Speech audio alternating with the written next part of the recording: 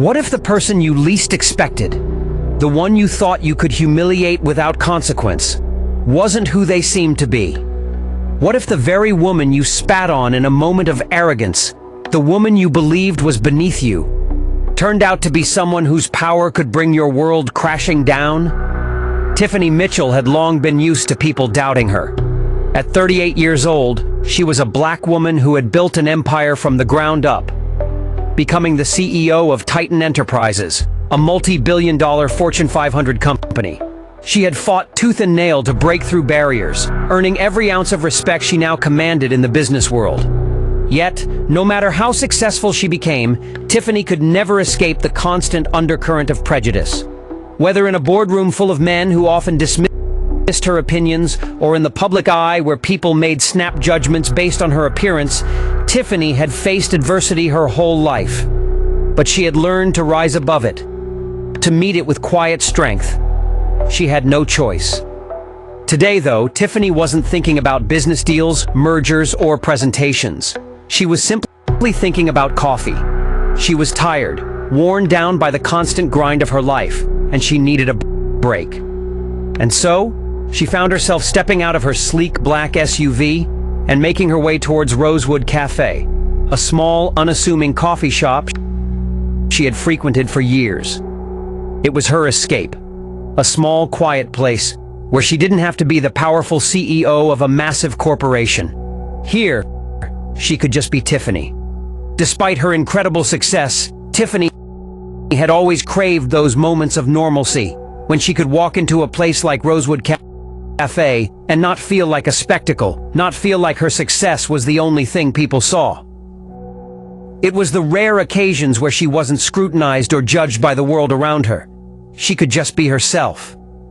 But today, she would learn that no place, no matter how quiet, was immune to the bitterness and judgment of others. Tiffany stepped into the cozy cafe, greeted by the familiar hum of the espresso machine and the soft chime of the door as it closed behind her. The barista behind the counter, a young man with a warm smile, acknowledged her with a quick nod. Tiffany had ordered the same thing every morning for the last few years, a tall vanilla latte. Simple. No fuss. As she waited for her coffee, she glanced down at her phone, catching up on the flood of emails that always filled her inbox. But then, something caught her eye. A man had entered the cafe. He was impeccably dressed in a gray suit that seemed too expensive for a cafe like this, his shoes polished to perfection. The way he moved was confident, almost too confident, like someone who was used to people stepping aside for him. His eyes quickly scanned the room, and they landed on Tiffany. For a moment, their gazes locked. Tiffany didn't know why, but something about the way he looked at her made her uncomfortable. He didn't smile. His eyes weren't warm. They were calculating, sizing her up, measuring her worth by some invisible metric. As he made his way to the counter, he stopped in front of Tiffany, his gaze never leaving her. "Excuse me," he said, his voice sharp and condescending. "Do you know where the restrooms are?" Tiffany, ever polite, motioned toward the back of the cafe. "Just down the hall."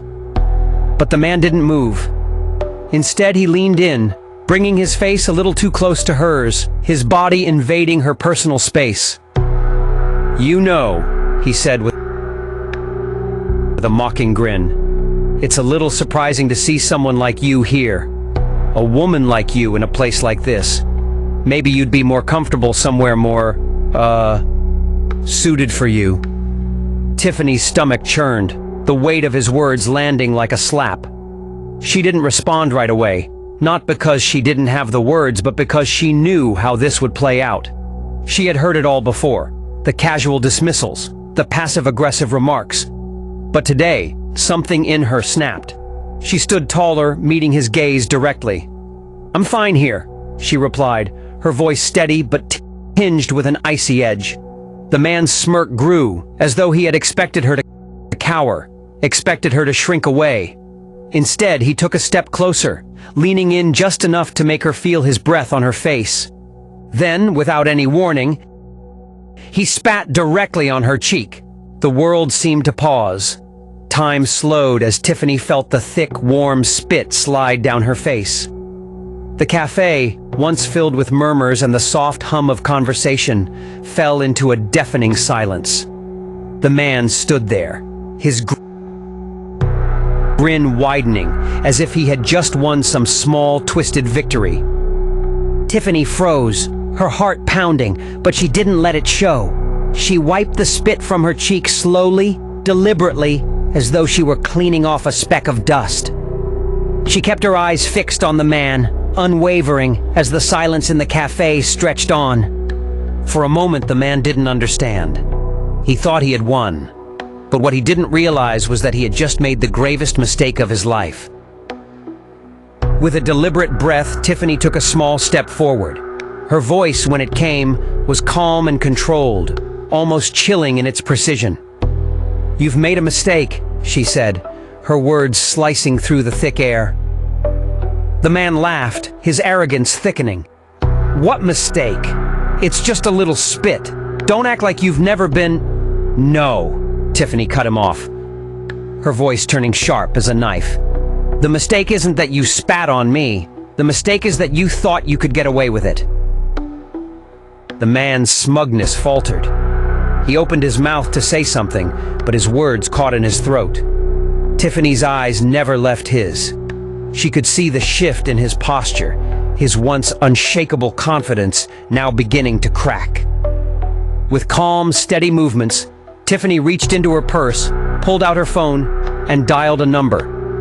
As the phone rang, she spoke directly to him. "Hello, yes, this is Tiffany Mitchell, CEO of Titan Enterprises," she said, her voice carrying a quiet power.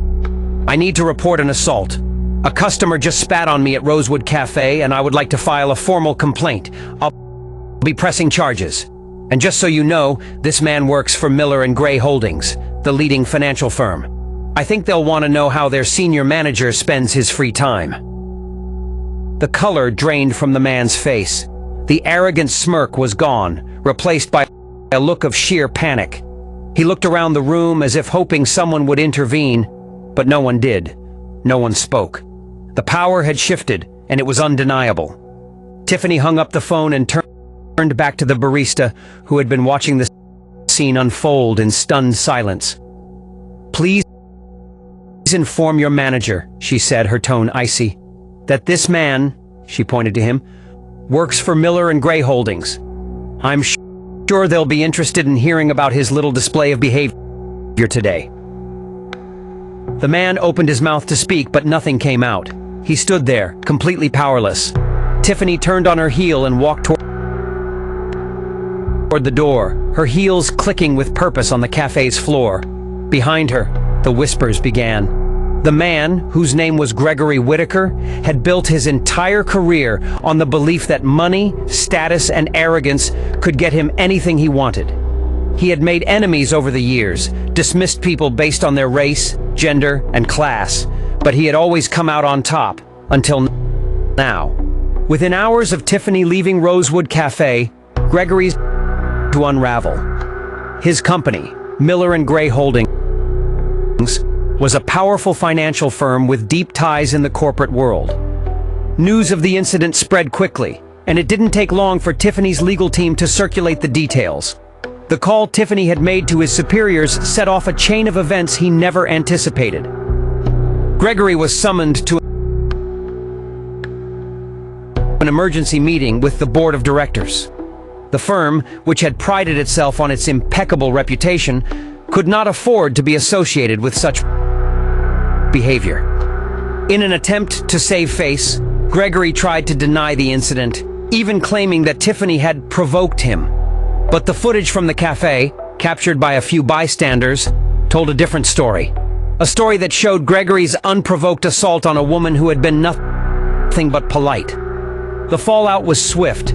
Within days, Gregory Whitaker was suspended from his position at Miller & Gray Holdings, and an internal investigation was launched. The company, already facing pressure from the public and its shareholders, had no choice but to distance itself from his actions. The board made it clear, Miller and Gray Holdings would not tolerate the behavior of someone who would disgrace the company's values. But Gregory's professional reputation wasn't the only thing that suffered. The story went viral, and soon the media had caught wind of the scandal. Interviews with Tiffany, who remained calm and composed, further solidified her position as someone who would not tolerate disrespect, not even from powerful men like Gregory. In the end, Gregory Whitaker was not only removed from his position, but also became the subject of public ridicule. His arrogance had led him to underestimate the wrong person, and in doing so, he had lost everything. Tiffany didn't feel anger or rage. She didn't even feel the humiliation that others might have expected her to feel. Instead, she felt something deeper, the satisfaction of reclaiming her dignity, of turning the tables on someone who had tried to put her in her place. She didn't need to shout. She didn't need to fight. She just needed to make it clear that she wouldn't be disrespected. Not here, not anywhere. As she stepped outside, the cool morning air hit her skin, and she felt a rush of clarity. She hadn't just fought back, she had exposed the truth. The man hadn't spit on Tiffany Mitchell, the woman in a cafe. He had spat on the CEO of one of the largest companies in the world, and that mistake would cost him dearly. Tiffany walked to her car with her head held high, knowing that no matter what this man thought of her, no matter what anyone thought of her, the truth had been laid bare for all to see. She was not to be underestimated. Not now. Not ever again. The story wasn't just about one man's despicable act. It was about the power of knowing your worth, of standing firm in the face of disrespect and making sure the world knew it. Tiffany didn't fight with anger. She fought with her intellect, her dignity, and her ability to make sure those who tried to put her down were held accountable for their actions. The real power didn't lie in the man's wealth, his suit, or his confidence. It lay in Tiffany's ability to turn his world upside down with nothing but a few simple words and a refusal to back down. No one, no matter how rich or powerful, would ever diminish her again. How often do we let the actions of others define our worth, and what would happen if we stopped letting them?